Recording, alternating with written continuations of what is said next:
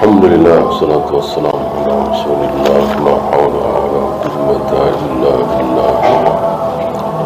Ada pertanyaan?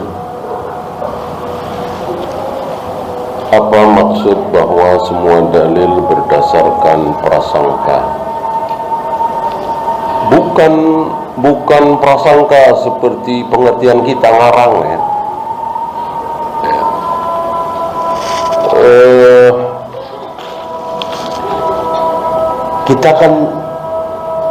Kita kan tidak melihat ketika Jibril turun bertemu dengan Nabi sallallahu alaihi wasallam. Kita tidak melihat Nabi. Nah, tapi kita yakin betul bahwa itu dari Nabi. Nah, ini yang dimaksud dengan prasangka. Tetapi kan ada pegangannya. Ya, antum bisa lihat ya, kalau ayat Al-Qur'an masuk kita nggak yakin dengan inna nahnu nazzalna dzikra wa inna lahu lahafidzu, bahwa yang menjaga Al-Quran itu aku sendiri, Allah. Nggak perlu Bukhari, Muslim, Abu Dawud, Nasai, Tirmidzi, Ibnu Majah, nggak perlu. Aku sendiri ya. Untuk hadis butuh orang-orang seperti Bukhari, Muslim, Sufyan bin Uyainah, Sufyan Ats-Tsauri, Yahya bin Ma'in, Ali bin Madini. Asbabnya, lantarannya bahwa dijaga oleh Allah, iya, tapi ada asbab. Al-Quran nggak pakai asbab. Apa kita nggak yakin ya? Maka tidak boleh dengan kalimat tadi lalu kita ragu, betulkah Al-Quran ini dari Allah, betulkah hadis riwayat Bukhari Muslim itu sahih. Ini kan jadi mentah lagi. Jangan sampai seperti itu. Kalau kita sedang mengambil air wudhu kemudian keluar angin kentut, haruskah kita bersuci kembali? Iya ya, dari awal lagi. Karena kan berarti batal kan? Apakah benar kitab Ihya Ulumuddin pernah dibakar oleh orang-orang Salafi? Saya tidak tahu. Kalau toh memang ada ya satu dua. Ya kalau antum tahu isinya, apa yang akan antum lakukan? Ya, kalau antum misalnya antum punya nih, antum tahu ada berapa hadis yang la aslalahu di kitab Ihya Ulumuddin? Hampir 2000 ya, 1900 sekian. Itu kata Al-Imam Al-Iraqi ya. Belum yang dhaif, belum yang maudhu. Karena memang penulisnya sendiri Al-Ghazali, Imam Ghazali mengatakan bidu'ati fil hadis musja'at, perbendaharaan ilmuku dalam masalah hadis itu sedikit sekali. Beliau sendiri yang mengaku ya. Nah, antum yang tahu ini maukah baca? Ya tentu nggak mau. Nah, antum kebetulan udah punya ini ya. Coba antum suruh adik antum, anak antum baca, ya kasihan membaca sesuatu yang salah, yang dhaif, yang la aslalahu ya. Ya, disimpan rapat-rapat ya. Kalau toh ada yang membakar, ya itu salah satu jalan keluar ya kan? Daripada dibaca oleh kaum muslimin jadi ikut sesat, sebagaimana mayoritas kaum muslimin di negeri kita. Bahkan kan mendewa-dewakan kitab Ihya Ulumuddin, seolah mengalahkan kitab Sahih Bukhari, kitab nomor 2 setelah Al-Quran katanya, padahal isinya luar biasa. Sayakah yang mengatakan bahwa ruh mayat yang di alam barzakh bisa berjumpa dengan ruh kaum muslimin yang sudah lama wafat? Butuh dalil. Mana dalil? Kalau ada dalil sami'na wa ata'na, kalau nggak ada jangan ya. Kita berbicara harus dengan dalil. Bahkan antum masih ingat ketika malam-malam Nabi ke makam Baqi yang diikuti oleh Aisyah, Nabi berbicara di situ. Seolah apa? Seolah apa? Seolah perpisahan. Gitu. Kan nggak lama setelah itu beliau wafat. Kenapa para sahabat nggak bilang Nabi akan ketemu?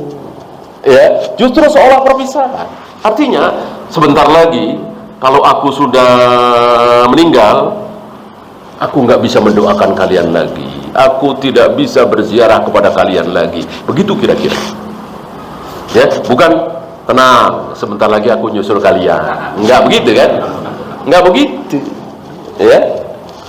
Maka mengatakan orang yang meninggal itu berarti dia menyusul ketemu dengan roh-roh yang sebelumnya, ayahnya, ibunya, kakeknya, tentu tidak benar.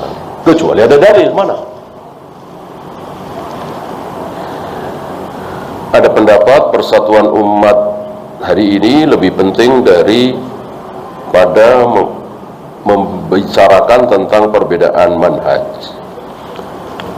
Orang yang bertanya seperti ini berarti dia tidak yakin dengan sabda Nabi. Nabi sudah bersabda dan sabda beliau tidak mungkin salah, bahwa kelak di akhir zaman umat Islam pasti akan pecah, nggak mungkin bersatu. Lalu dia berusaha untuk menyatukan. Gimana cara menyatukan? Lalu Nabi sudah bilang, Nabi bilang berarti Allah sudah bilang, "Taftariqu ummati ala 73 firqatan." Akan pecah menjadi 73. Nggak mungkin tidak terjadi, pasti akan pecah. Ya, maka yang paling penting bukan menyatukan, tapi mengajak kaum muslimin sebanyak-banyaknya untuk masuk ke kelompok yang benar. Yang satu, jangan yang 72. Itu, ya. Kan kita tidak dapat wahyu dari langit bahwa ayah kita, ibu kita, saudara kita, tetangga kita termasuk 72, kan nggak ada wahyu. Kita nggak tahu, ya. Kalau seandainya seluruh keluarga besar kita, tetangga kita, teman dekat kita semua masuk ke golongan yang satu ahlus sunnah, mustahil apa tidak? Ya tentu tidak mustahil. Maka kita berusaha, ya. Zikir mau masuk pasar bagus sekali diamalkan. Bolehkah diamalkan di tempat lain? Yang habis sholat itu kan, la ilaha illallah wahdahu la syarikalah, kan? Sama dengan itu kan. Bahkan yang 100 itu kan termasuk itu, ya. Jadi sama dengan yang habis sholat itu. Kalau antum tidak menentukan waktu, tidak menentukan tempat, ya antum bisa ucapkan di mana saja. Yang penting tidak menentukan. Salat qabliyah zuhur sebaiknya 4 rakaat 1 salam atau 4 rakaat 2 salam. Karena dua-duanya boleh, ya, maka wallahu a'lam mana yang lebih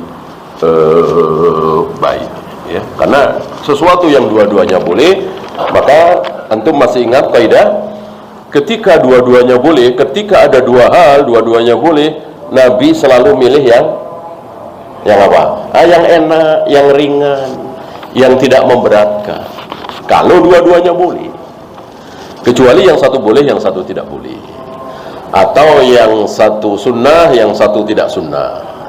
Kalau dua-duanya sunnah, maka yang terbaik kita pilih yang ringan.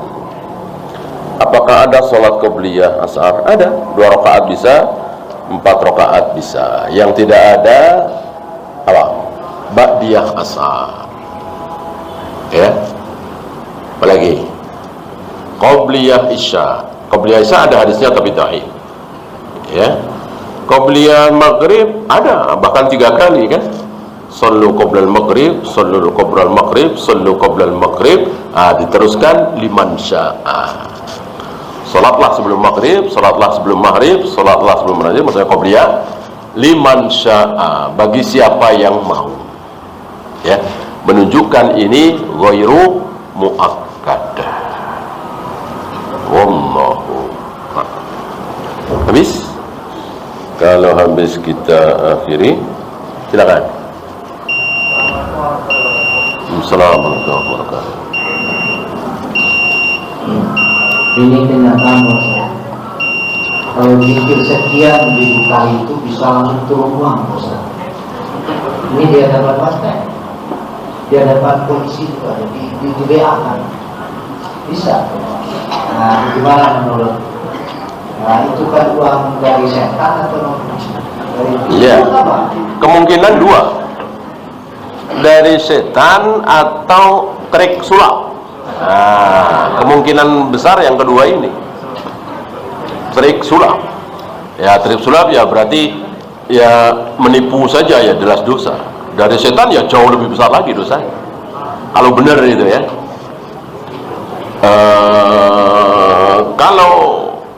Kalau benar seperti itu, ya jangan uang rupiah ya. Kalau perlu dolar, atau yang lebih bagus emas, ya. Nah, kita kembangkan ilmu itu, ya. Punya emas bertonton, kan jadi langsung kaya raya Indonesia, ya kan? Nah, kembangkan, bikin fakultasnya, fakultas penggandaan uang atau emas, gitu. Tantang aja sekalian begitu. Ini kan bagus daripada teori ekonomi begini begitu, ya kan? Bang, tantang. Ya, satu lagi.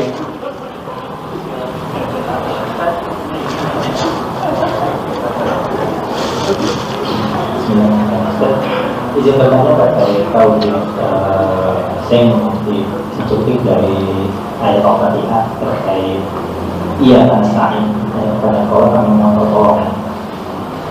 Jika kita memohon pertolongan pada makhluk, apakah itu mencederai tauhid kita? Ataukah ada batasan bagaimana kita memohon pertolongan pada makhluk sehingga tidak mencederai tauhid kita?